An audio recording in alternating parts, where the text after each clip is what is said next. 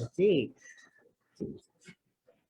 Again, thank you to our previous presenters and thank you as well to Dr. Santos for facilitating panel 1B. Now we are proceeding to our next panel. Our next panel is entitled Security, Constitutionalism, and Democracy. Without further ado, I welcome back Dr. Lozada, the chair of the History Department, who's serving as our facilitator for today's panel. Good morning, everyone. I'm Dave, and I'll be the moderator for panel 2B for this morning's session. Allow me to explain a few ground rules for both our speakers and for the members of the audience. Each speaker will be given approximately 15 minutes to deliver his paper, after which the members of the audience may ask their questions and queries using the chat box. The open forum will be conducted only after all three speakers have delivered their papers. To begin, allow me to introduce our distinguished guests for today. And our final guest for today's panel is Michael Añejo Tabuyan. He is a social science faculty member from St. Scholastica's College, Manila High School Unit. As a social science educator, he has taught social science subjects in the collegiate and senior level high schools for the past 6 years. Currently taking his master's in Philippine Studies in UP Diliman. His academic interests include local history, sports and society relations, and Philippine military history. Ladies and gentlemen, I am very pleased to introduce our speakers, and we will begin our panel. Thank you, Dr. Bola, for sharing your data and amazing info we're able to provide. For our final presenter for today's paper is entitled Civilian in Character, Revolution, and the Philippine Public Safety Reform. May I now turn the floor over to Mr. Michael Tabuyan. Sir Michael, you have the floor. Good afternoon to each and everyone who's watching here in our Zoom session and in our Facebook broadcast. It is my great honor and pleasure to be with Attorney Santa Maria and Dr. Stein discussing on this panel. So I'm presenting the topic about EDSA revolution and Philippine public safety reform. I'll also turn off my camera because of unstable internet. Nadirin pa ako. Yes, Michael, Is my you audio can. loud clear po ba? Thank you po. You can So be heard clearly. So on December 30, 1990, President Corazon Aquino signed Republic Act number 6975, known as the DALG Act of 1990. It merged the functions of the Philippine Constabulary and the Integrated National Police to form three national public safety institutions, namely the Philippine National Police, the Bureau of Fire Protection, and the Bureau of Jail Management and Criminology. From being attached to the Department of National Defense, their administrative control and supervision were transferred to two civilian agencies, namely the National Police Commission or the NAPOLCOM and the Department of Interior and Local Government or DILG. Their formation were considered as a climax of the public safety reforms that were made in the spirit of the 1996 EDSA Revolution. One of the commonly cited legacies of the EDSA Revolution is its effects on the Philippine civil-military relations. While there are already numerous discussions about this theme, however, the discussion its role in the formation of the current Philippine public safety sector was not known to the public discourse. Moreover, recent events, especially yesterday, and the issue on policing would make a review on the status of these reforms a necessity. Hence, this paper, using the lenses of democratic policing, aims to first explore the setup of the Philippine public safety sector before EDSA, delineate reforms institutionalized in this sector in the post-EDSA period, and third, reassess these reforms 35 years after EDSA. So, whenever we talk about democratic policing, It has been described as a concept where police powers are used in accordance with the rule of law and not of the agent's whims. It's based on the belief that the police must not only be professionally competent, but also accountable to the people with regards to their exercise of authority, transparent in their practices and procedures, and welcomed as a legitimate agent of the civil authorities. It likewise entails that democratic police develop and implement their activities based on the needs of the public and the state by being responsive to the needs of the community in a prompt, equal, and unbiased manner.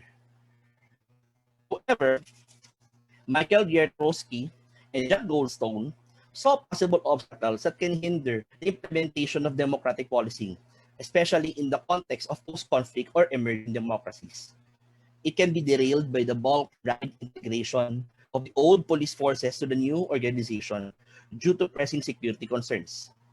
The lack of institutionalized means to create an atmosphere of democratic policing can also jeopardize the actualization of this concept. They also noted the blurring of police military roles through the former's assistance to the latter in overall security plans as one of the threats in the establishment of democratic policing. So, I'll now proceed to the contextualization of the Philippine public safety system before EDSA. I think the previous panelists, the previous presenters in providing context about this section. So, policing in the Philippines is a product of Western colonization. They were organized by the colonizers not only as an instrument for peace and order, but also for surveillance and stifling of dissent. While the first police force in the country, the Guardia Civil, was formed by the Spaniards, the Americans planted the modern origins of Philippine policing by organizing municipal police forces and a militarized law enforcement unit known as the Philippine Constabulary. These two units would eventually become the core organizations of the Philippine post-colonial security systems, with the PC being one of the branches of the armed forces of the Philippines. And in particular, during the Commonwealth period, was the core of the formation of the present-day Philippine Army. Frequent issues of abuses, poor performance, misconduct, and vulnerability to political patronage led to various attempts to unify and professionalize all public safety forces in the country. The U.S. insular government made initial attempts by making local police forces subject to PC inspections. An unsuccessful attempt was made by the Commonwealth regime from 1936 to 1938 through the establishment of a state police formed from the various local police forces. Decades later, President Ferdinand Marcos used the same problems as a reason to centralize the police forces, first with the formation of a regulatory agency known as the National Police Commission or NAPOLCOM. Later, during martial law, he unified all local police, fire, and jail services in the country under the Integrated National Police and subordinated it under PC command. The setup, though unequal, and while maintaining the status of the INP as a civil service, effectively made them a militarized police force and instruments of state terror and violence. Now, the accounts of human rights violations during martial law, as well as the unresolved issues of corruption, inefficiency, and politicization in the public safety sector, became inspiration of the framers of the 1987 Constitution to insert the agenda of police reform. At the start of the 1986 Constitutional Commission, proposals for police reform provisions were filed by Commissioners Chudulfo Natividad, Blas Ope, Regalado Maambong, Rustico de los Reyes Jr., Ponciano Benagen, and Hilario Davide Jr. The resolutions were eventually synthesized to become Section 22 of Commission's Proposed Resolution Number 31. It explicitly stated that the state shall establish, and I quote, the state shall establish and maintain one police force which shall be national in scope and civilian in character, to be administered and controlled by a national police commission. It also noted, unquote, also noted that the authority of local executives over the police units in their jurisdiction would be provided by a subsequent law. During the interpellations, Commissioners Navidad and Crispino de Castro successfully defended Section 22, arguing that first, it would make the police forces service-oriented, rule of law compliant, and adherent to modern principles of policing. Secondly, enable full professionalism of the police force due to its removal from military control. And third, as a defense mechanism against possible coup attempts. As the security sector was divided into two different combat units. With the commissioners voting unanimously in favor of this provision, it was incorporated as is in the 1987 Constitution as Section 6, Article 16. Upon its ratification in 1987, it would take several years before this was actualized, as relevant legislation was bogged down by a debate on the future national police force and the opposition of constabulary officers in the planned merger. The occurrence of several coup attempts against the Corazon Aquino administration provided the motivation for forwarding this agenda, which eventually became RA 6975. Since 1991, RA 6975 provided the various mechanisms that operationalized the constitutional aim of having a police force that was nationally scoped and civilian character. Apart from converting the public safety institutions as civilian units and subjecting them to civilian oversight, it formed a professional education and human resource development mechanism through the Philippine Public Safety College, or PPSC.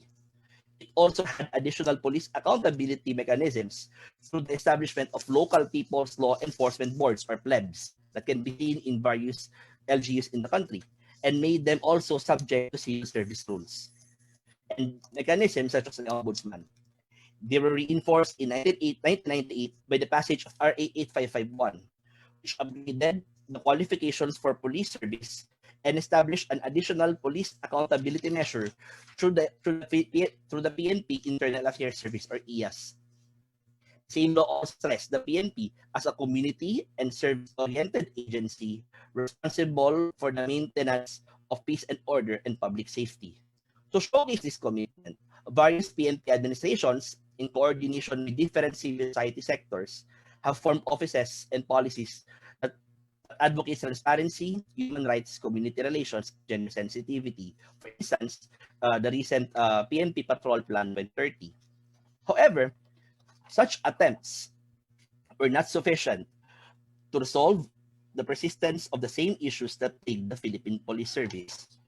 Despite the presence of overlapping and redundant civilian oversight mechanisms, various studies and investigative statistics have noted that corruption remains rampant among the members of the public safety sector. While human rights education was embedded to police education, training, and doctrine development, various accounts have documented cases of human rights violations committed by police personnel. Even if Philippine laws have delineated the distinction between the military and police services, some observers have noticed the subtle militarization of the police forces, manifested by the readoption of military-sounding ranks and the manner of their implementation of peace and order. What then causes the persistence of these issues?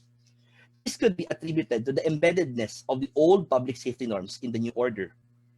This can be seen in the professional socialization and organizational culture of the Philippine Police Service.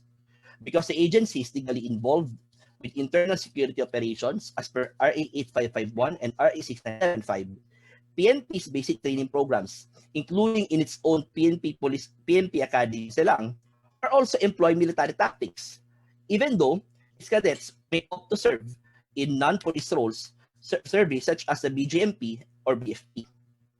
The same attitude was also seemingly encouraged by the PNP's leadership, majority of which were alumni of the AFP's Philippine Military Academy as of this date, which the PMAers are trained in a military fashion. They also included PC heritage as part of PNP's lineage by incorporating its drills, ceremonies, and traditions to the service. Adding to this is the politicization of the police services as local executives empowered by RA 6975 and RA 851 to have operational supervision control to police forces in their locality and use them to advance their personal interests. Weak internal controls, persistence of patronage system, and social pressures made police corruption still rampant in spite of the massive financial, material, and doctrinal support given to them by the recent administrations. So to conclude, it is evident that the tide of democratization ushered in the aftermath of EDSA revolution influenced the police reforms happened in its order. The framers of the 1987 Constitution, especially for police commissioners Natividad and De Castro, have used the foundations of democratic policing in the Philippine public safety sector. However, the colonial and authoritarian ghosts of the sector, combined with the frequent problem of democratic deficit in the country, frustrated the attempts of enabling the full bloom of these reforms.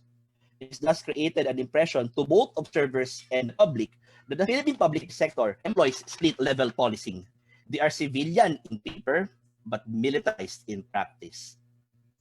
Hence, to make the vision of the framers a reality, the Philippine public safety sector should transform itself as a true civilianized security institution. That entails a systematic inclusion of democratic practices and ideals in the PNP's policies, norms, traditions, and organizational culture. It also includes the greater collaboration of the police services with civilians and the community that it serves in order for them to have a sense of service to the Filipino people. More importantly, existing oversight measures should be strengthened or rationalized in order to ensure the exercise of police accountability and transparency in service. Steps would enable the PNP to live up its mantra of serving and protecting not only the Filipino people, but also the democracy that the latter espouses. In my presentation, thank you very much and good morning to all.